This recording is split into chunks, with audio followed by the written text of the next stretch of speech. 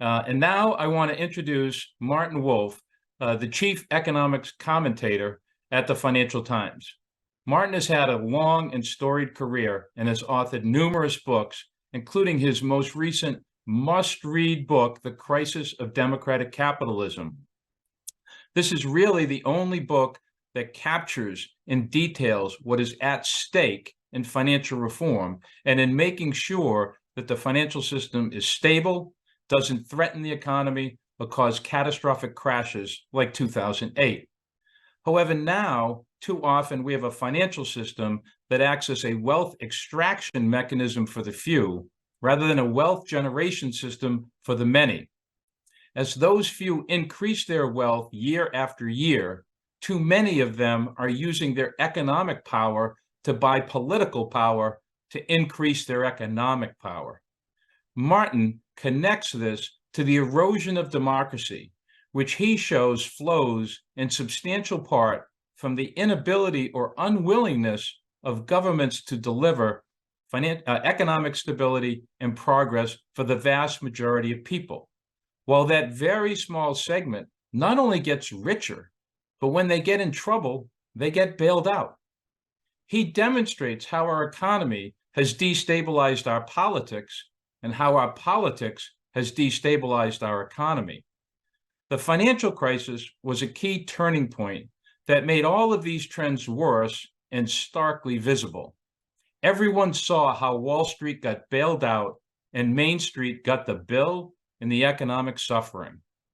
Just a few data points. In October of 2009, just 13 months after the crash of Lehman Brothers, the U6 unemployment rate was 17%, meaning almost 27 million Americans were out of work. Just a few months later, in January of 2010, Wall Street showered itself with $20 billion in bonuses for the calendar year of 2009.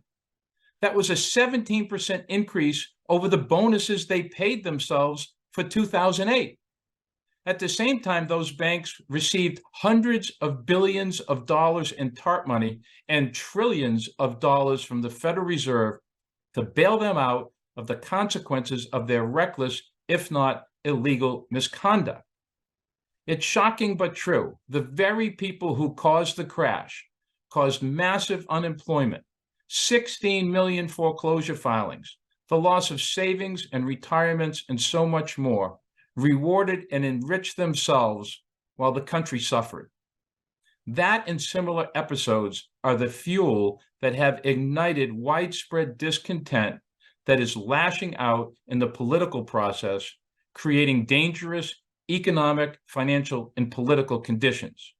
Those are the stakes in getting finance and financial reform right. With that, I give you Martin Wolf. Thank you, Dennis, for that very kind introduction. It's a great pleasure and honor to be allowed to present at least the essence of my book, The Crisis of Democratic Capitalism, to this audience. And what I can do is only outline the basic ideas about what I think is the biggest challenge of our time, which is to ensure the survival of this extraordinary experiment of democratic capitalism. And I'd like to start with a quotation.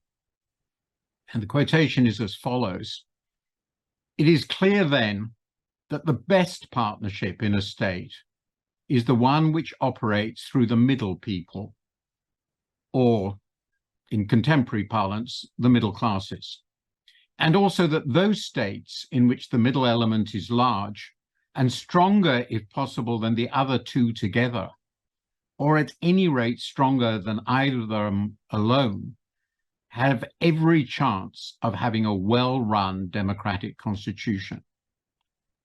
Remarkably, this quotation is 2,500 years old. It comes from Aristotle's Politics, and he was discussing the experience of the Greek city-states, the dawn of the democratic experiment.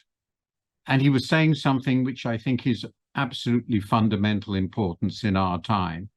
and it is that the middle classes, the independent middle classes, their strength, their vigor, they are the foundation of democracy. And the second quotation I have is also a Greek one. It's from the Temple of Apollo at Delphi. It was a very important motto for the Greeks, perhaps because they mostly ignored it. And it is mer de negran, which means nothing in excess. And for me, that means that if we are to have a democracy, we need to remember that it's about getting the balance right. One can never win decisively and forever in a democracy. One can never have everything one wants. It's about compromise. In 1937, my father left Vienna for England on his own. His immediate family managed by a miracle to escape to Palestine in 1939. But their entire wider family was stuck in Poland. And apart from one young woman who survived, they all perished in the Holocaust. In May 1940, my mother's father, a self-made Jewish fish merchant, hijacked a trawler to take his family with him to England as the German armies poured across the Dutch frontier. He was one of 9 children. He asked all his brothers and sisters to join him with their families. None came. Their families also all perished in the Holocaust. I'm not certain of the numbers, but essentially all my parents, aunts, uncles, and cousins, about 40 to 50 men, women, and children, were slaughtered. This catastrophe was, of course, the result of the complete collapse of civilization in Europe. There were many reasons for that collapse, but important among them was grim economic failure, above all the Great Depression. That was what brought Hitler to power. From this, I learned that if people cannot gain a decent standard of living, a peaceful and stable democratic order becomes hard to sustain.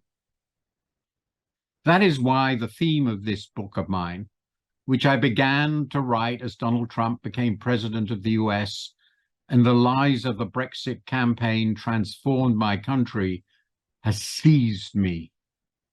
I'm certainly not saying that what happened then will happen again, but I am saying that one must never assume the stability of a civilized democracy, not even the most powerful, not even the United States. So I'd like to start by talking about what my friend Larry Diamond, the great scholar of democracy at Stanford, calls the democratic recession, which is one of the great and horrifying stories of our time. Remember, in a liberal democracy, a democracy characterized by individual civil rights, the rule of law, and respect for both the rights of the losers and the legitimacy of the winners, fair elections determine who holds power. Any attempt by a head of government and state to subvert the election or overturn the vote are treason. Yet that is, of course, what Donald Trump attempted to do both before and after the last presidential elections in the United States. He failed. Decent and brave people ensured that. But to this day, despite the midterms, Trump continues to hold the loyalty of his party's base and, willing or not, of nearly all its presidential candidates as well.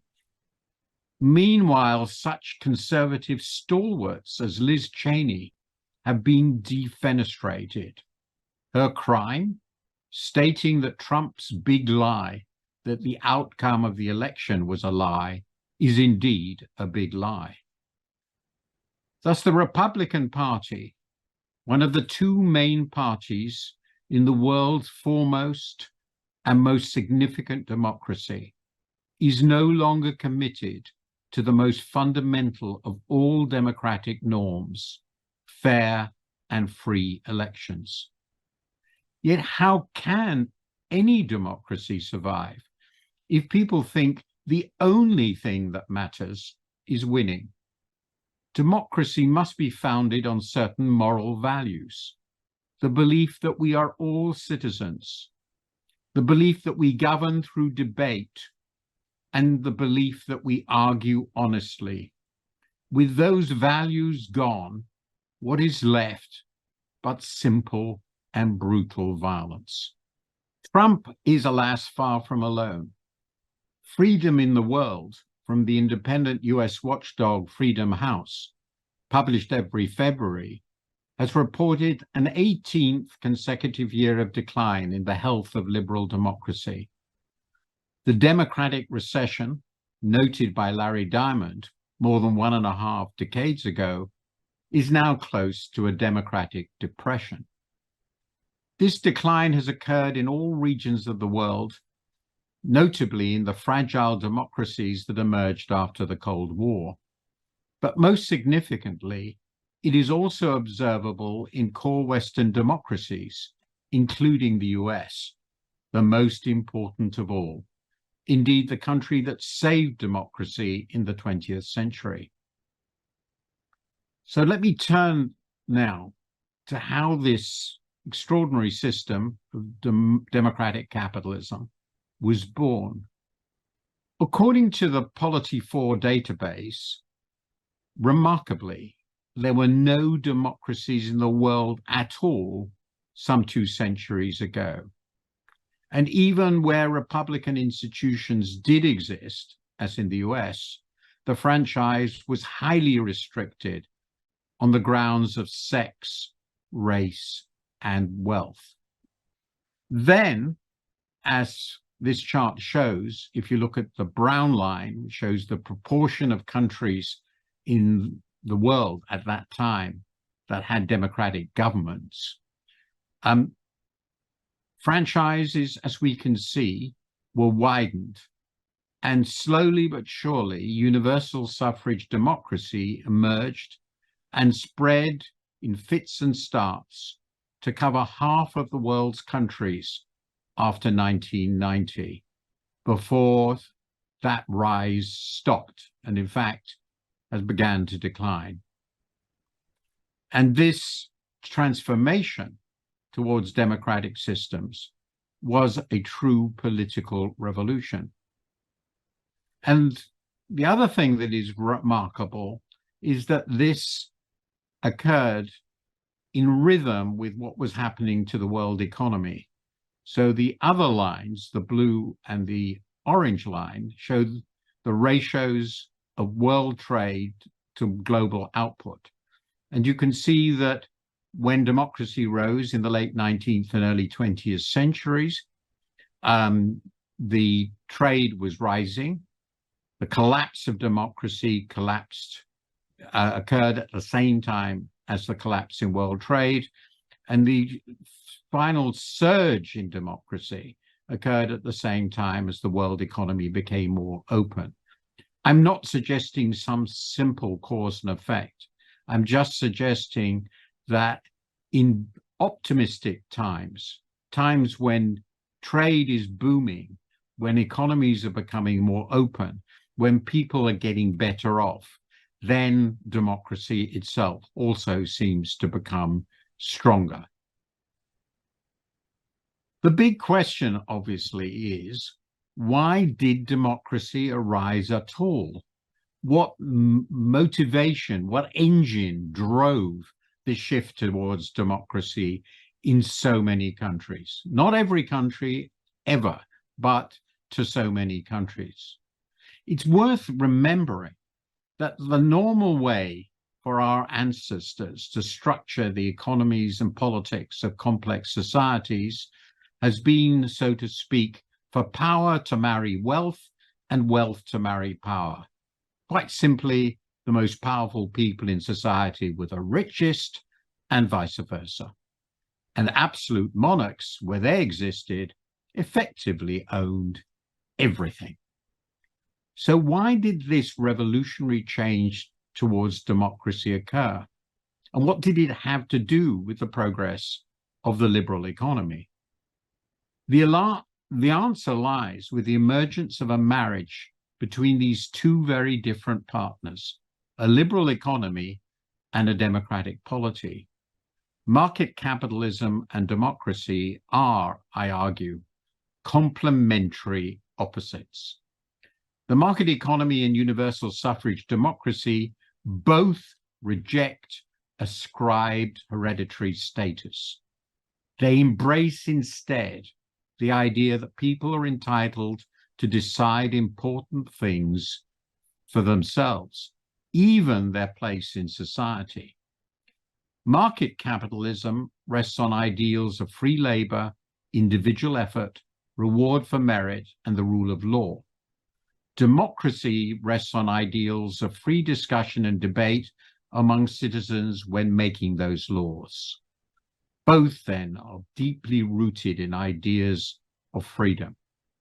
Historically, the market economy also brought greater prosperity, urbanization, demand for a more educated workforce, the organization of the working class, and with prosperity, opportunities for what might be called a positive sum politics, a politics in which everybody could get better off. Democracies rest on the existence of an economically independent citizenry. That was Aristotle's point. A fully socialist society is inevitably a dictatorship, since the ownership of productive assets and the control over them is then vested entirely in the state. In the absence of coordination through competitive markets, the state is then responsible for the allocation of all these valuable resources. It has too much power, and those who control it can never be forced to give up that power. Markets protect democratic politics from just this excessive concentration of power. But democratic politics also protect markets from an excessive concentration of wealth and market power. And this then is the way in which the market economy and liberal democracy are complementary. Yet they are also in important ways opposites. Capitalism is by its nature cosmopolitan. It looks for opportunity everywhere. But the democratic state is territorial. The market is the domain of exit. Democracy is the domain of voice. The market economy is inegalitarian. $1, one vote. Democracy is egalitarian. One person, one vote. Tension between capitalism and democracy will then inevitably emerge. If the economy fails to serve the interests of the majority, the sense of shared citizenship needed by the democratic polity will fray, and populist demagogues will inevitably emerge. Such populism is not necessarily lethal for democracy, so long as it takes the form of a justified, even fruitful hostility to elites. But often it transforms into hostility to pluralism itself. And that is an attack on an essential element in any democracy. Democracy will then be transformed into what I might call a plebiscitary dictatorship, or just a dictatorship, in which the dictator insists that le peuple, c'est moi, I am the people. Alternatively, the concentration of wealth can lead to plutocracy, as wealth is once again transmuted into power. And it is quite likely that one will end up with a predatory autocracy and corrupt plutocracy in uneasy tension. That was the governing system of the Roman Empire, and it clearly has contemporary echoes. In sum, democracy and the market are married to each other, but it is a difficult marriage. Many marriages are. Let me turn to where the high-income democracies are today. Large rises in inequality and the deteriorating prospects of the old, respectable working and middle classes in core democracies have been eroding its very foundations. The fear of downward mobility has created status anxiety and political cynicism. These have then been diverted by skillful propagandists into cultural and racial resentments, especially in ethnically diverse societies. This is not new. It has long been the foundation of the political culture of the American South. And it was, of course, the foundation of interwar European fascism, too. These resentments have been greatly aggravated by the emergence of a large and discontented class of university-educated clerics dedicated to a progressive cultural and racial politics. The identity army of the left then clashes with, and of course motivates, the majoritarian, silent majority identity army of the right. The emergence of our new media, social networks, have facilitated all these trends, but in my view, they did not create them. A fundamental question is what has happened to create the status anxiety, especially in people who did not go to college. In the long run, the most important phenomena, I argue, have been economic: deindustrialization, rising inequality, falling productivity growth, financial instability, and slowing economic growth, especially after the Great Recession. It is an intriguing fact that the US and UK appear to be the most unequal of the big high-income democracies, and they have also had some of the most potent right-wing populist politics. Is that an accident? I doubt it.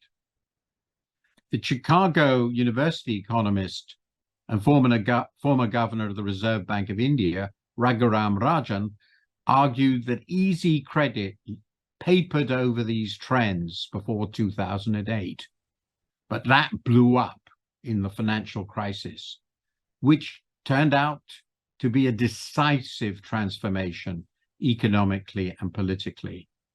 The scale and visibility of the crisis and the subsequent rescue of the banks and the bankers convinced many ordinary people that the elites were not just corrupt, but incompetent. The unexpected shock of this crisis shook trust in the wisdom and probity of those running the effective country's financial, economic, and political systems.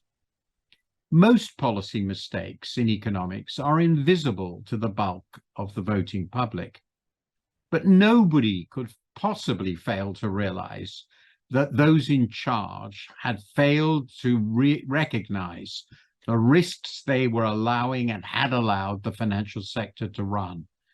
The emperors turned out to be naked. Many members of the public came to believe that these failings were the result not just of stupidity, but of intellectual and moral corruption among decision makers and opinion formers at all levels, in the financial sector, regulatory bodies, academia, media, and politics. And they also saw the resources of the state used to rescue both banks and bankers, the architects, as they saw it, of the disaster, while they and those they loved suffered large losses through foreclosure, unemployment, a prolonged period of stagnant or falling real wages, and fiscal austerity. Finally, they also saw that while institutions were forced to pay huge fines, essentially nobody, or nobody of any importance, was punished for what happened. And that, I believe, is why the Republican establishment became so ripe for a populist takeover. But in truth, what happened discredited the establishment in both parties, as it did in the UK in the Brexit referendum. Of course, there were other things at work. The shift towards skill-intensive sectors and technologies, deindustrialization, globalization, and the rise of China were also powerful underlying economic forces. Yet there is also, as I argue at length, substantial evidence of the emergence of rentier capitalism with declining competition, rising monopoly, and unbridled self-seeking by corporate executives. Yet there is also substantial evidence of the emergence of rentier capitalism with declining competition, rising monopoly, and unbridled self-seeking by corporate executives. And furthermore, the role of money in politics, especially in the US, has eroded the tax base and the effectiveness of regulation.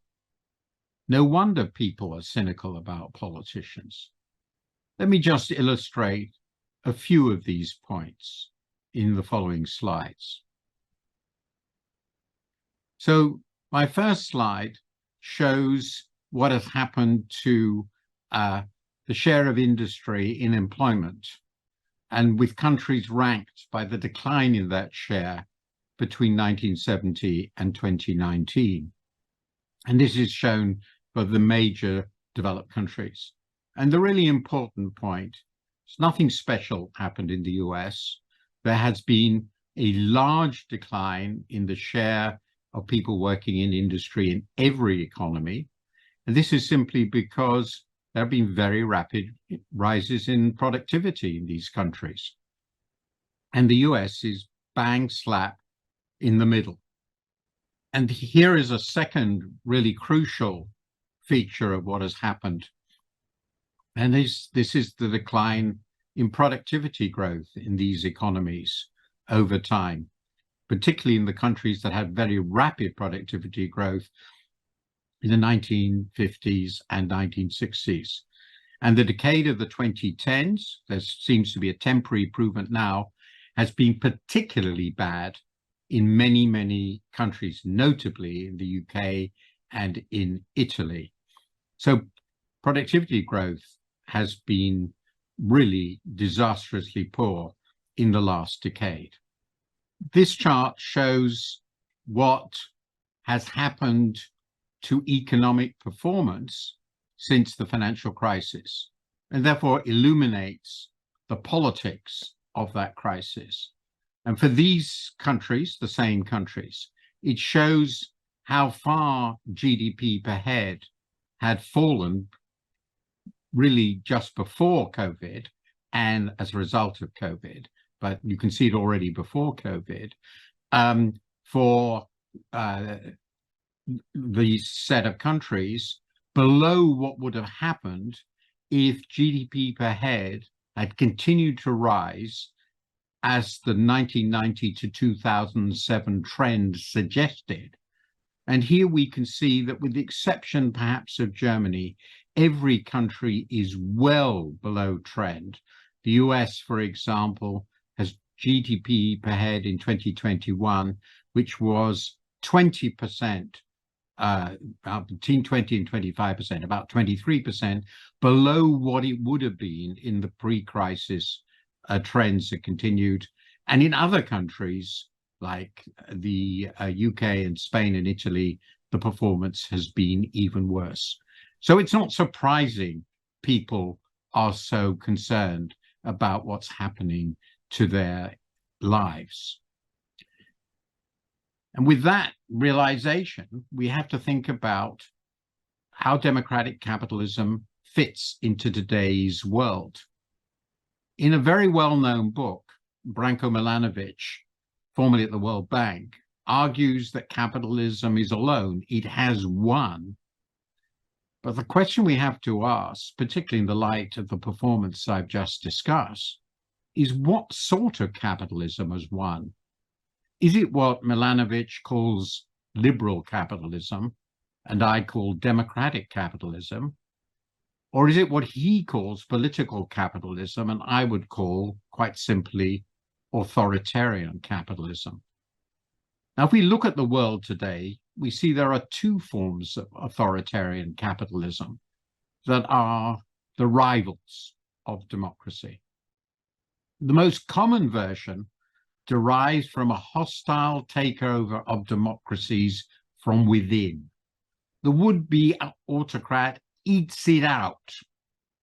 Usually he starts as a populist demagogue, and it's always a he. Features of such regimes include a narrow circle of trusted servants, promotion of members of the family, and power ministries whose members are personally loyal to the leader. Plutocrats may well find it necessary to support the gangster in charge, but ultimately they survive only as his cronies. Putin's Russia is a pretty good example.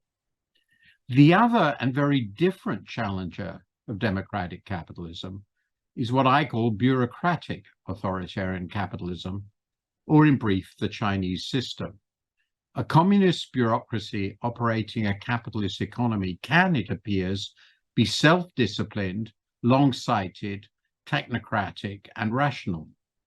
Even so, bureaucratic capitalism also suffers from the great vices of authoritarianism, especially the tendency towards corruption and crony capitalism. These failings damage both the economy and political legitimacy. Now, bureaucratic authoritarian capitalism has appeared to be a significant challenger to the Western democratic version. Yet we must not despair. Autocracies remain bad systems. They do not have a structure of accountability. They do not have open debate. They cannot ensure the peaceful transfer of power, and they tend towards unbridled cronyism and corruption. Indeed, corruption too often becomes the system. And moreover, we must remember, liberal democracy has come through many challenges over the past century. And most fundamentally, it is the right system. It rests on the magnificent belief in the capacity of people to make up their own minds and lead the lives they choose within societies whose decisions are taken with the active consent of the governed. So finally, how do we renew democratic capitalism? The renewal must, in my view, be animated by a simple, overriding, and powerful idea, that of shared citizenship. If democracy is to work, we cannot think only as consumers, workers, business owners, savers, or investors. We must think of ourselves as citizens. And citizenship has to have three aspects if democracy is to work: loyalty to democratic, political, and legal institutions, and the values of open debate and mutual tolerance that underpin them; concern for the ability of fellow citizens to live a fulfilled life; and the desire, the passion to create an economy that allows all citizens hope of a better future. In conclusion, my view is that we cannot go back to any sort of past, be it on the right or the left. This is a fantasy. Nostalgia is not the basis of a sound politics. Yet some things have to remain the same. Human beings must act collectively as well as individually. Acting together within a democracy means acting and thinking as citizens. And if we cannot do that, democracy will simply fail. But I remind you that the UK very recently had Boris Johnson and then Liz Truss as prime ministers. One was a fraud, the other a fanatic. But we managed to get rid of them peacefully. And that is what democracies do. Contrast this with the fate of Vladimir Putin or Xi Jinping. Both are dictators, and both, in my view, are also manifestly incompetent or worse. Is there any way of getting rid of them? None short of mass violence. And that is the difference. It is the difference between rule by consent and rule by coercion. It is the duty of us all to renew the foundations of our hard-won democracies, lest they fail.